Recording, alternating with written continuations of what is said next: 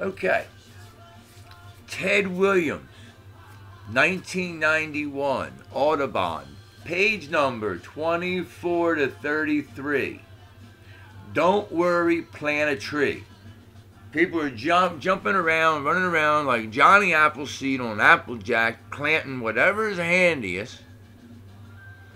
White pines, tallest tree on the East Coast underneath power lines. The U.S. Forest Service in the Alleghenies up until last year were mandating that the saplings be planted, depth be halfway would be between the root collar and the first leaf. Whoa. And these are acts that are supposed to be some type of what? Forgiveness of sin because we did something, now we got to plant a tree to make up for it, right? Wrong.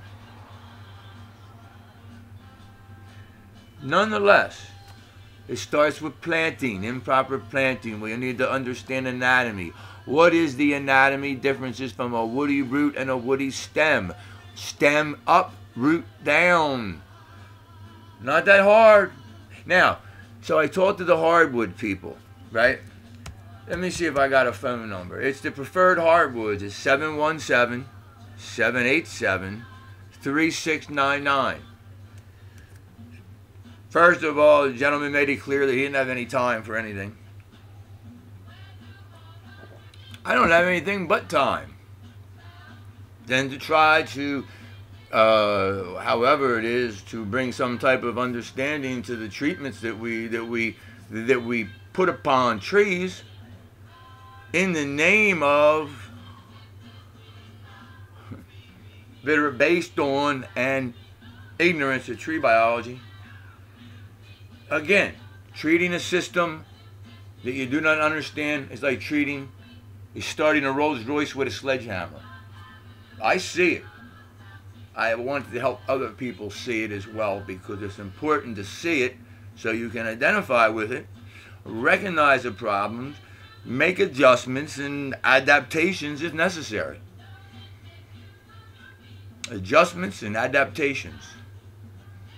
Two words to unpack. We take our chainsaw and we turn the high or low on the air and we adjust the air. That's an adjustment. Well, we're going to go from Pennsylvania to the Northwest and cut trees. We're going to have to make an adaptation. We're going to have to put a 4-foot bar on that chaw. That's an adaptation. Words. Oh, words important. Words important. I don't know. Poor Joe, who liked alcohol, drank methanol rather than ethanol, and surely found when his brain got burned that words matter after all. Nonetheless, that's nonsense. Here's the deal. I said to the gentleman, okay, I'd like to get involved somehow, volunteer to provide some information regarding the problems with trees, starting with planting and its anatomy. Let's teach anatomy. That's a good start. That's a good start. Anatomy. We're treating an organism and the anatomy of that organism. See, over time, most of the time, I believe men have come to understand that the more you understand a system and its parts, the more likely you are to make decisions that are in the best interest of that organism. I believe. You may not believe that, or the guy at the preferred hardwoods may not believe that. But the conversation, they just start recording conversations like everybody else. This conversation may be recorded to assure high quality service. You know, I have nothing but time. But they don't have time.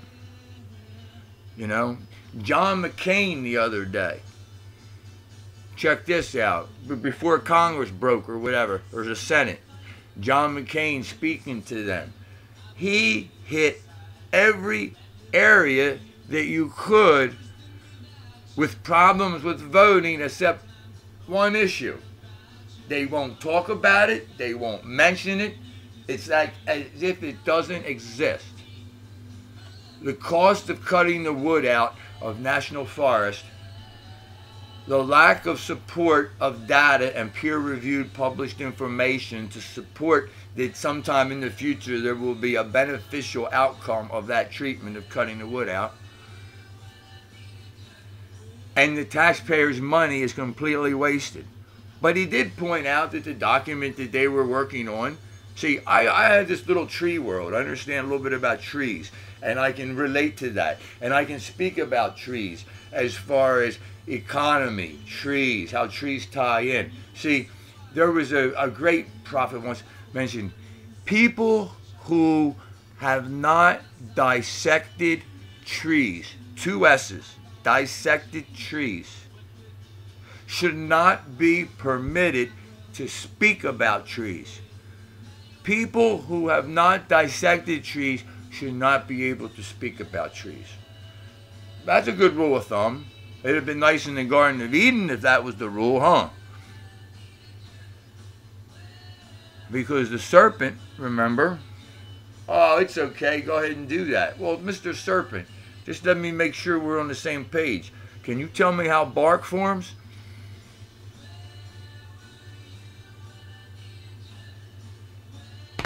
Man, late, we blew. Now, point is, beware of false prophets. What is a false prophet? Prophet? False prophecy? Prophecy? Predicting events that are going to happen in the future. You could even go as far as to say as, if this event occurs now, chemistry-wise, in the future, this is going to be the result as a direct relationship to this alteration of this particular chemistry. Okay? Prophecy. I see in the future this is going to happen, right?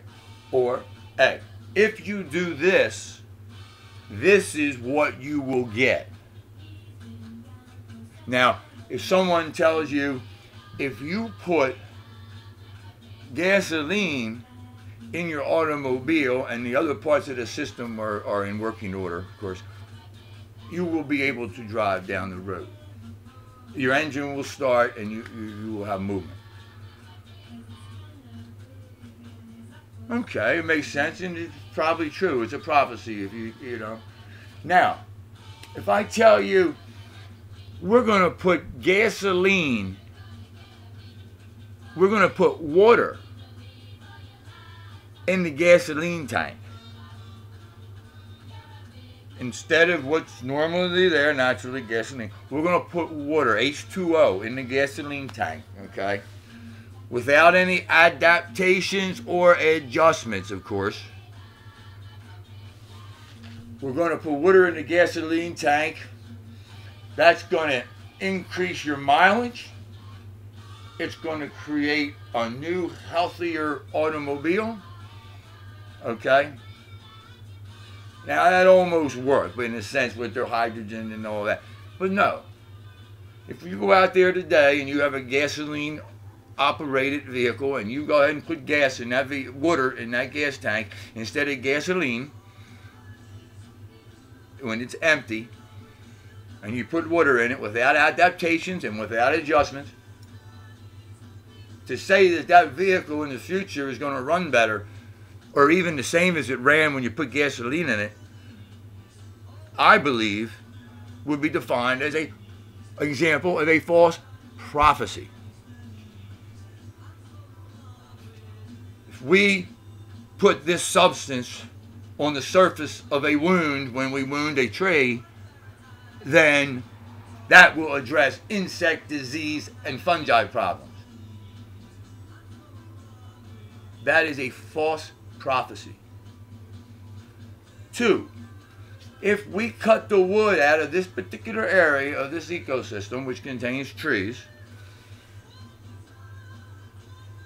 which is or is not functioning properly at this time, they may be doing it because they say there was a drought and they had mortality.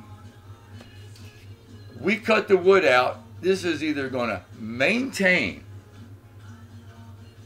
or increase the health of this ecosystem, which otherwise, if nothing was done, or if other treatments were pursued,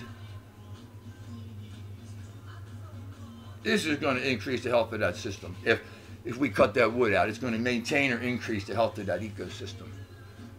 That is another false prophecy, deeply dug and webbed into the human culture. It's a false prophecy based on false premise. False premise. The magician, the first thing the magician does is convinces you, or tries to convince you, that the hat is empty. False premise. So I called the guy on the phone, John McCain, first of all. We have a 1,000-page document here regarding legislature that is going to have effect on the way the taxpayers' money is spent, or the money they have or don't have. And not one person in this particular Congress or Senate has read that document or one page of it. Wow. There are issues and things in life other than trees that we would be probably wise to think about. But forget all the trees and everything. That's not mentioned. Congress is broken. Congress doesn't work. Wow. But not a mention about cutting the wood out. But he didn't mention trees. So at least he did uphold the one wish, was people that do not dissect trees should not be permitted to talk about trees. The problem, I believe, is that's what we have to address first. In order to have a healthy economy, we must see that we are working on healthy ecosystems. Or the system here that we have, or we try to think we have, or build upon, is going to have an awful wobble to it. If you think we're well off and everything like that, sure, go ahead then. If you're happy the way things are or whatever, fine. Go, I don't know. I don't know what to tell you. But it's a false prophecy to say that that wood is going to be cut out and it's going to increase the health of that ecosystem.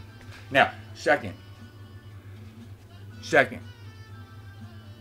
show me your data, right? So John McCain, Congress is broken. Just like they put into computers a means of ending automobile, gasoline engine use out west, okay? They were involved in a lot of alternatives, emergency vehicles, but not once did the timber industry mention cutting any bit less wood out of the ecosystem. Whoa, do we have to tilt? Are we tilted here in our decision making? Well, look, the high risk of hazard tree leaning over the road that obviously is in a predisposition and is a predictable failure sooner or later, and more sooner than later, is staying there because that's a tree that makes oxygen, and this is the right thing because it's trees and trees are important. But yet we're cutting the wood out of national forests and paying the cost. Yes, we are tilted. I think. Do you think? So that's John McCain. Yeah, Congress, but they won't talk about trees. Second, they're voting on things, a 1,000-page document that they didn't read. They're voting on cutting the wood out and continuing to cut the wood out, charging the taxpayers for it. And I don't know how many congressmen or congresswomen could even tell us how bark forms. It's the 1,000-page document again. There are those, though, that seem to have some built-in ability to have some common sense, I believe. And if you look back at the co-sponsors of the National Forest Protection and Restoration Act by Cynthia McKinney and Jim Leach, by no means do I intend to criticize any of those people or their legislative habits, because I believe that's the way to get this country or any country back on the path to healthy ecosystems, is sustaining equal and healthy ecosystems. And that is not going to come about by treating systems that we don't understand or going outside and trying to start your Rolls Royce with a sledgehammer, okay? Because I hate to tell you this, but your Rolls Royce usually is not going to drive very well when you start it with a sledgehammer. If you think it will, I don't know what to tell you, but I try to convince you that it's not going to. Most of the time. Okay? Next one.